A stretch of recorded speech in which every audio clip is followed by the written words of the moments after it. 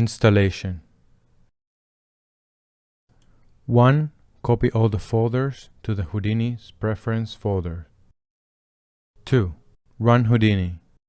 3. Add the project manager shelf to the current desktop. 4. Add the project manager panel to the left side of the viewport. 5. Open the Python panel editor and move the project manager to the top of the list. 6. Save the desktop so you don't have to add it next time. Adding projects. 1. Create a new project.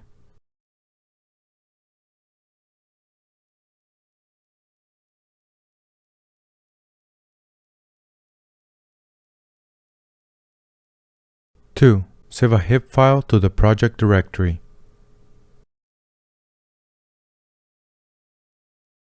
3. Click the Add Current Hip Directory button to add the opened hip to the manager list. Reload the tool to update the thumbnail. Version up. Add a new thumbnail.